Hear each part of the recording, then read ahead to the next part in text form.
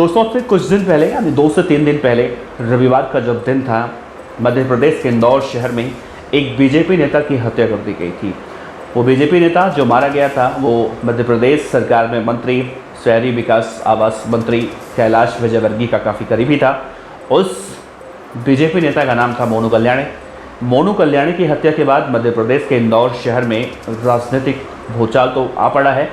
अब मध्य प्रदेश की पुलिस भी एक्टिव हो चुकी है और इंदौर पुलिस उन सभी बदमाशों की जो मोनू कल्याणी की हत्या में शामिल थे, न सिर्फ उन्हें गिरफ्तार किया बल्कि उनके घरों को भी तोड़ा जा रहा है। तो इस केस में एक और बीजेपी के नेता का नाम निकलकर सामने आ रहा था, जो मैंने पिछले वीडियो में आपसे बताया था। आज के इस वीडियो में उसी मोनू कल्याणी के बारे में बहुत सारी जानकारियाँ निकलकर सामने आई हैं, जो मैं आपसे आज के इस वीडियो में साझा करने वाला हूँ। जैसे कि मोनू कल्याणी खुद भले बीजेपी का नेता था, लेकिन उसके बारे में भी अब तमाम तरह की बातें निकल रही हैं, जिसको लेकर आरोपी उससे खार खाए हुए थे। और जैसे ही आरोपियों को मौका मिला, आरोपियों ने मोनू कल्याणी को मार दिया। मोनू कल्याणी के केस में क्या कुछ अपडेट है, आपको एक एक बातें बहुत ही विस्तार से बताने वाले हैं इस वीडियो में। इस वीडियो के अंत तक दोस्तों बने रहिएगा। एक बार फिर से आप सभी को नमस्ते करते हैं। मेरा नाम है देवनाथ पांडे और आप देख रहे हैं BDF न्यूज। तो सबसे पहले आप एक तस्वीर देखिए। यही तस्वीर है बीजेपी नेता कार्यकर्ता मोनू कल्याणी की, जिसकी धमक मध्य प्रदेश के इंदौर में या मध्य प्रदेश की राजनीति में या मध्य प्रदेश बीजेपी में बहुत ज़्यादा थी।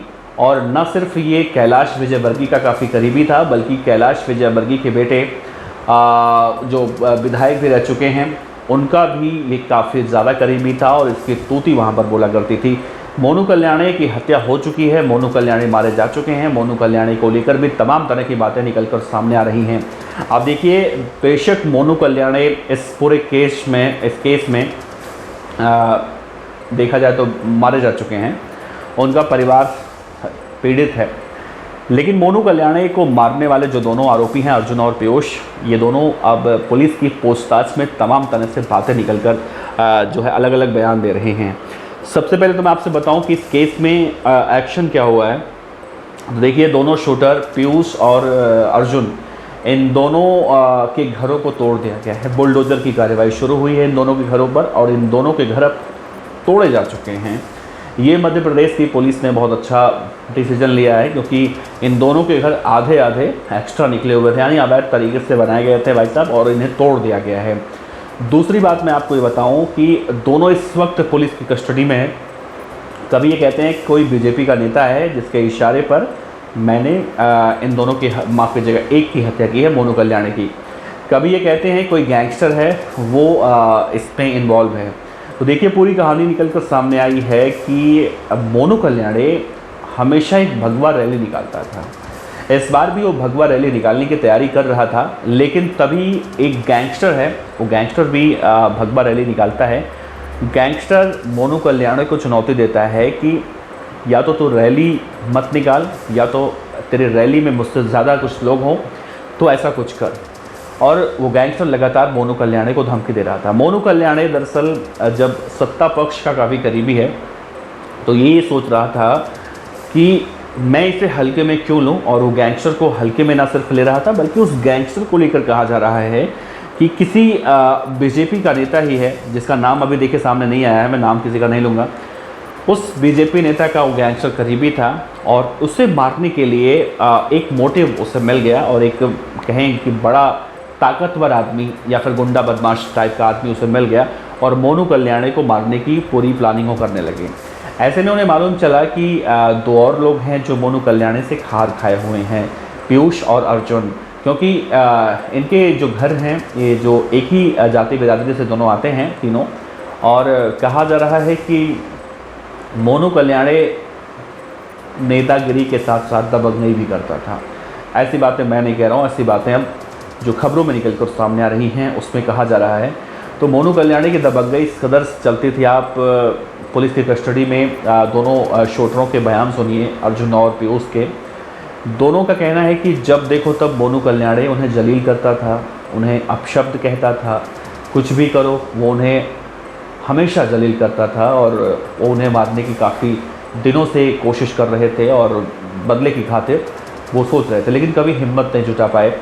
लेकिन जब मोनू कल्याणी ने अर्जुन जो शूटर है, अर्जुन की पत्नी के सामने अर्जुन को जलील किया। ये बातें उसे बहुत बुरी लग गई और बस यहीं से उसने एक 22,000 रुपये का भरत नाम के व्यक्ति से पिस्टल ख़रीदा, वो जो अवैध पिस्टल होती है, बंदूक, वो ख़रीदा। और मोनू कल्याणी अपने भगवा रैली की जब तैयारी कर रहा था तो वहाँ से पोस्टर वगैरह चिपका रहे थे सुबह 4 बजे से लेकर कि रविवार को शाम को रैली निकालनी है और उससे पहले शहर में जगह जगह पोस्टर चिपकाने हैं।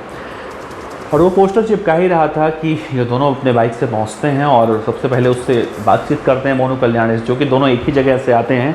और मोनू कल्याणी की धमक ज़्यादा थी। मोनू कल्याणी कोई नंबर उससे मांगता है, वो नंबर अपने मोबाइल में सेव कर रहा होता है, तभी बंदूक निकलती है और मोनू कल्याणी के ऊपर फायरिंग करती जाती है। मोनू कल्याणी की वहीं पर मौत हो जाती है। मोनू कल्याणी की हत्या के बाद वो दोनों शूटर भाग जाते हैं और भोपाल से करीब 50 किलोमीटर दूर रोडवेज से कहीं बस पकड़ कर जाने की कोशिश करते हैं। अब इस पूरे मामले में देखिए नया मोड़ आया है। कैलाश विजयवर्गीय ने कहा है कि जिस तरह से मारने वाले शूटर हैं या उन्हें हम आरोपी कहें, वो लगातार बयान बदल रहे हैं। कभी कहते हैं कि ये हुआ, कभी कहते हैं कि हमारा बहुत ज़्यादा बेइज्जती वो करता था, कभी कहते हैं पत्नी के सामने उनकी बेइज्जती की जाती थी। तो मोनू कल्याणी वाले एंगल में कोई साजिश की बू आ रही है, ऐसा कैलाश विजयवर्गीय साहब जो शहरी आवास विकास मंत्री हैं वो कह रहे हैं।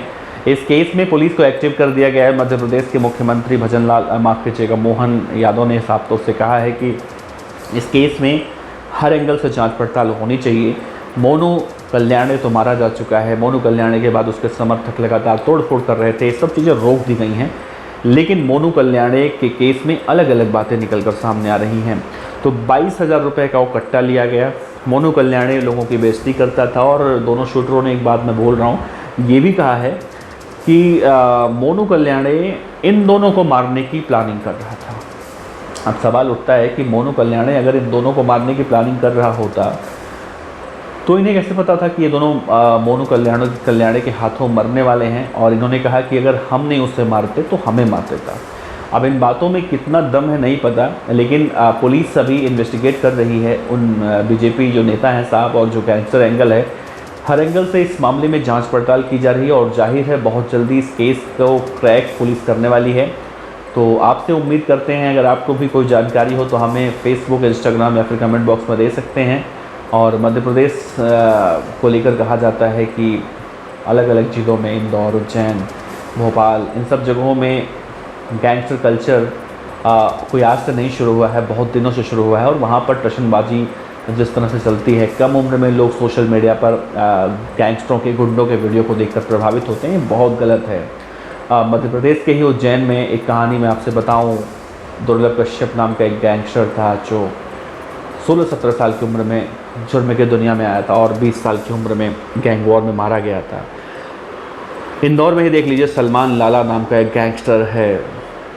तो तमाम ऐसे गैंगस्टर हैं जो मध्य प्रदेश को बदनाम कर रहे हैं और अलग अलग ज़िलों से आते हैं और अपने अपने ज़िलों को बदनाम करने की कोशिश कर रहे हैं।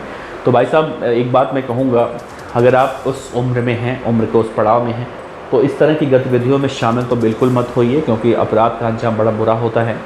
और इन दोनों ही शूटरों को आप देख लीजिए, इन्होंने बेशक बदले में आवेश में आकर बदले की खातिर मोनू कल्याणी की हत्या करती हो, लेकिन इसके बाद इनका हुआ क्या? इनका घर तोड़ दिया गया, घर वाले परेशान हैं, पुलिस की पूछताछ हो रही है और जेल से बाहर निकलेंगे भी या नहीं निकलेंगे नहीं पता। तो ये हमारे और आपके लिए एक सबक है। इन्हें देखें और इन्हें देखकर हम कुछ सीख लें कि हमें ऐसा नहीं करना है। हमें हमारा जो काम है मेहनत करना, मजदूरी करना है, अब जो भी हम करते हैं पढ़ाई लिखाई करना है, लेकिन हमें इस तरह से नहीं बनना है। तो इस केस में यही अपडेट निकल कर सामने आया था दोस्तों, तो हमने सोचा आप तक साझा किया जाए, क्योंकि आपने हमारे पुराने वीडियो को, पुराने रिपोर्ट को बहुत प्यार दिया था, कमेंट काफ़ी सारे आए थे, तो हमने सोचा क्यों ना अपडेट आप तक पहुंचा दिया जाए। अपने विचार रखिएगा। इस वीडियो में इतना ही। नमस्कार, जय।